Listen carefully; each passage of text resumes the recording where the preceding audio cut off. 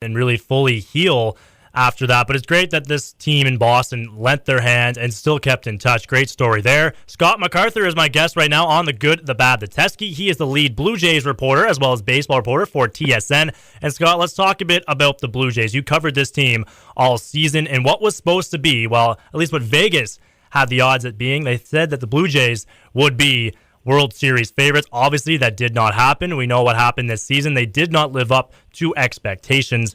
Where do the Blue Jays have to go from here, from your assessment? Well, they got to pitch next year. So they've got R.A. Dickey. They've got Mark Burley. They, by the sounds of it, will not be extending a qualifying offer to Josh Johnson. That makes sense because I don't think they want to be on the hook for $14.1 million, only to have Johnson end up on a trainer's table for 4 months of next summer and provide them with 2 wins and a lofty ERA. So that doesn't completely negate the possibility of Johnson returning on a cheaper deal. But however they approach this, they have got to get better on the mound. And I think they will attempt to dip into the trade market. I know there was a report on MLB.com, and in the last couple of days, there has been buzz over the last 3 or 4 weeks that Alex Anthopoulos has been reaching out to Rick Hahn, the general manager of the Chicago White Sox, about the possibility of acquiring second baseman Gordon Beckham. And Anthopoulos' tendency toward the larger deal would lead one to believe that maybe he might try and pluck a pitcher off the White Sox roster as well. Keep in mind, Chicago is in deep in a rebuilding mode, and they have a couple of pitchers, most notably John Danks, the left-hander, who is owed a lot of money over the next 3 seasons. So is that a route that they go? Do they try to get into this bidding war for the Japanese pitcher Masahiro Tanaka, who had an absolute lights-out season playing over in Japan? He's a 24-year-old, won like 26, 27 consecutive decisions, is considered to be the next Darvish. That's going to be tough because there will be a bidding war and then a contract bidding war with some of the new posting rules and all that. But maybe they try and dive in that way. The bottom line, though, Colin, is they've got to pitch better next year and they have to defend better. I think the offense is okay. They do need an upgraded catcher. They, as I said, need an upgraded second base. But if they don't pitch better, they won't improve at all. You cannot finish second worst, not in the American League, second worst in Major League Baseball in starting staff earned run average and expect to accomplish anything.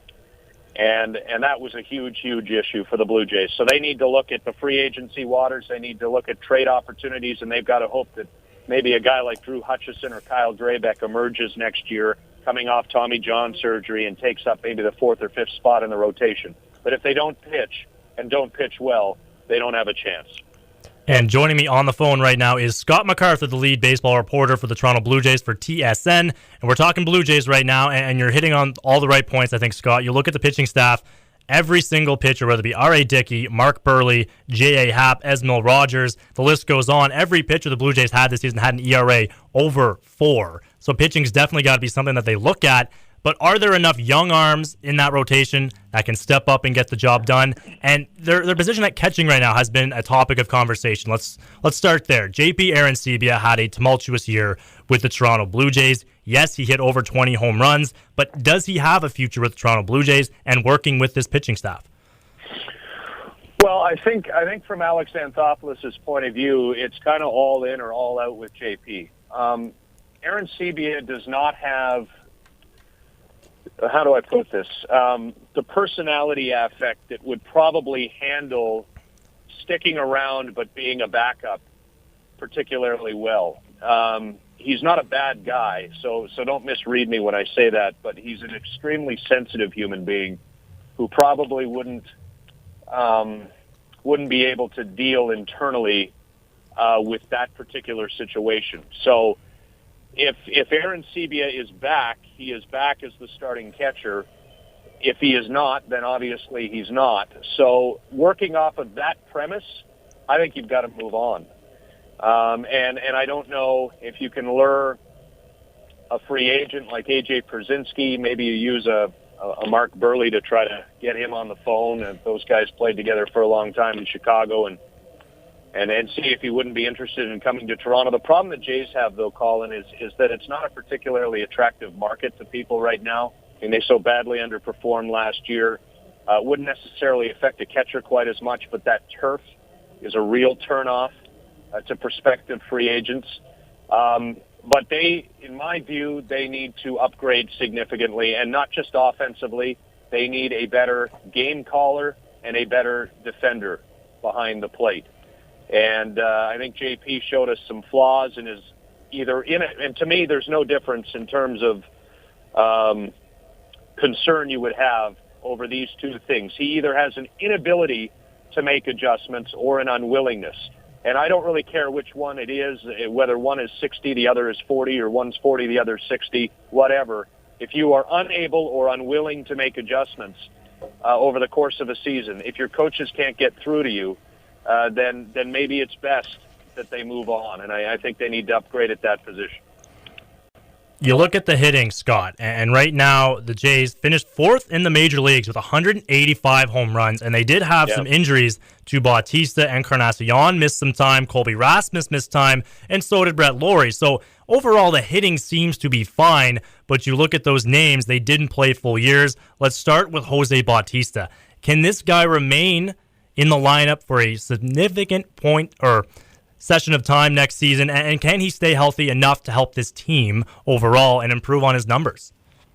I think that he can, yeah, and I think if you look at his numbers over the last 4 seasons, Colin, I mean, I think it would be ridiculous of anybody to expect Jose to post the numbers that he did in 2010 and 2011, and so by his own standard that he set, Bautista has made a very difficult situation for himself, because people are always going to say, well, where's the 50 home runs and where's the 1.1 OPS and all that stuff. That's just not realistic. But he did have a bit of an inconsistent year where he had some lulls for 2 to 3 week periods of time, but he still has that ability to hit that big home run at a key time. He did hit almost 30 home runs, obviously in significantly reduced time. His production is slipping if you look at his numbers as the years have gone on here, but he still will be only 33 next season. And I know there's been some rumblings that maybe he would be on the trading block. That would not shock me if they moved him, but it would have to be absolutely for the right package. It would not occur for the sake of doing it. But I do believe that there is gas left in Bautista's tank. Scott MacArthur, the lead baseball reporter for the Toronto Blue Jays of TSN, is joining me on the good, the bad, the Teskey. Now, I think the Jays have the hitting. We know that. They've now hired a new hitting coach from Kansas City in Kevin Seitzer. So now you look at him. He had some success with Melky Cabrera back in Kansas City in 2011. Melky Cabrera had a rough year in his first year in Toronto. Now, can Melky Cabrera have a bounce-back year to help out the heart of the Jays lineup? Well, we're not going to know that until we see him. I mean, this benign tumor that he had growing in his spinal column that was actually pushing down on his spinal cord and leaving him feeling numb and sore in his legs, obviously created significant problems for him. It was weird because at the start of spring training he was moving okay, and then by about mid-April into May, he effectively, and I know it shouldn't be using terms like this lightly, but he effectively was playing as if he were crippled. And so when we came to find out what it was, that was kind of an aha moment. But you'd be worried at 28, 29 years old if he doesn't have anything left. The thing is it's the final year of a contract. He is going to be, barring the unforeseen, the starting left fielder. And the fact that he doesn't have this thing pushing down on his spinal cord should improve mobility for him. Will he post the numbers that he did in the first half of 2012 playing with the San Francisco Giants? I highly doubt that. And we all know some of the reasons why he was so good with the PEDs and all that. But at this point, Colin, you got two options. You bring him back and you give him a shot, or you pay him to go away. Because he's got, you and I have better trade value in Major League Baseball right now than Melky Cabrera. So So, I mean, you either pay him to play or you pay him to go away. And at this point, it appears as though the Blue Jays will pay him to play. And that could change if he's garbage for the first 6 weeks of the season and they feel that they've got to move on. But with Rajai Davis likely out the door as a free agent, with Kevin Pillar showing that he's not ready to assume not just a significant role, but really any sort of day-to-day role with a Major League ball club, Cabrera's got to be the guy, because what are you going to do? You're going to pay Cabrera to go away, and then you're going to go outside the organization to bring somebody else in and pay him X number of millions of dollars? I think they start the season with Melky and hope that